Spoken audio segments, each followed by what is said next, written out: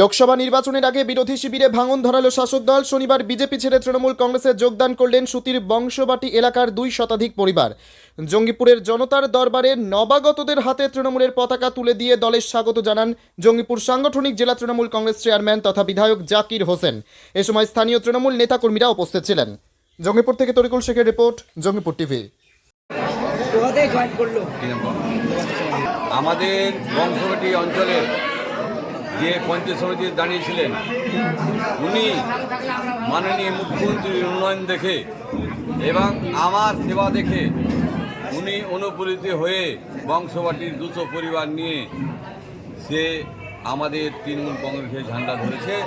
আমরা তারাকে স্বাগত জানাই।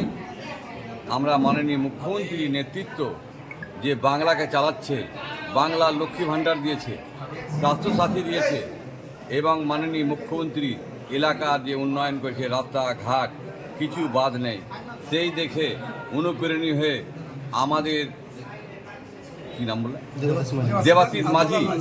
দেবাশিস মাঝি, দুলাল মাঝি, তার নেতৃত্বে 200 পরিবার আজকে জয়েন করলেন।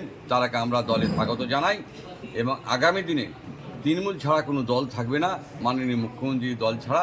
কারণ বুঝেছে মানুষ যে উন্নয়ন করতে গেলে মাননীয় মুখ্যমন্ত্রীর সঙ্গে থাকতে হবে।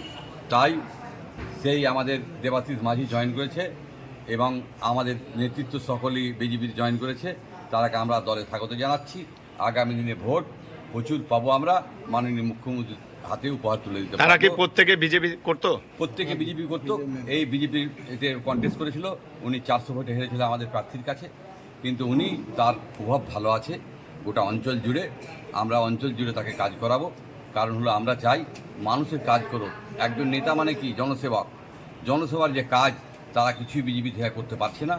আমাদের মাননীয় মুখ্যমন্ত্রী হলে লক্ষ্মী ভাণ্ডার, স্বাস্থ্যসাথী এবং আমার কাছে আসলে মানুষের পাশে যে 12 মাস দাঁড়ায় সে দেখে, এবং বংশবাটিতে যে হারে কাজ হয়েছে, এখনও প্রায় 10 থেকে 15 কোটি টাকার কাজ চলছে রানিং, সেই দেখে অনুপ্রেরণা হয়ে উনি আমাদের জয়েন করেছেন। তাকে আমরা বারবার করে স্বাগত জানাই। ঠিক আছে।